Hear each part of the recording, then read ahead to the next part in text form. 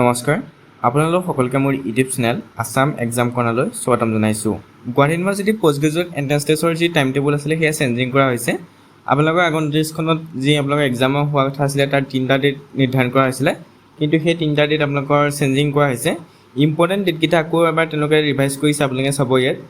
Online আবেদন আৰম্ভ হৈ গৈছিলে 6ৰ পৰা জুনৰ 16 তাৰিখে লাষ্ট ডেট আছিলে। কাৰেকশ্যন কিন্তু 17-18 অৰ্থাৎ যোৱাকালি আৰু আজি আছিলে 17-18 তাৰিখে দুদিনে আপোনালোকে কাৰেকশ্যন কৰিব পাৰিব। ৰাতি 12টালৈকে, আজি ৰাতি 12টালৈকে আপোনালোকে কাৰেকশ্যন কৰিব পাৰিব। এডমিট কাৰ্ড 30 জুনৰ পৰা দিব।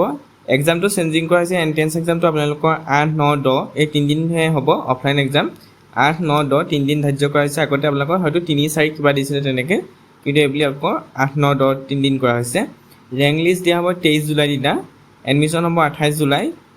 ট্ৰেডিশ্যনেলখিনি আৰু ইণ্টাৰডিচিপ্লিনাৰীখিনিত হ'ব আপোনালোকৰ 29 জুলাই। অৰিয়েণ্টেশ্যন প্ৰগ্ৰাম আগষ্টৰ 3 কমন আৰু ডিপাৰ্টমেণ্ট ৱাইজ হ'ব 4 আগষ্টত। যিখন টাইম টেবুল আছে মই সেইখন আপোনালোকক দেখুৱাই দিওঁ, এবাৰ কৈ দিওঁ। 8 জুলাই দিনা ৰাতিপুৱা আপোনালোকৰ হ'ব environmental science, English language, teaching, philosophy. 12টাৰ পৰা 2টালৈকে হ'ব Sanskrit, political science, geology, microbiology, psychology. তাৰপিছত 3টা বজাৰ পৰা হ'ব বটানী, কেমেষ্ট্ৰি, জুলজি আৰু ফকল'ৰ ষ্টাডি। 9 তাৰিখে হ'ব আপোনালোকৰ আছামিজ, হিন্দী, আৰবী, economics, education, English, history morning. Computer science, information technology, anthropology, comparative Indian literature, commerce, tourism management হ'ব 12টাৰ পৰা।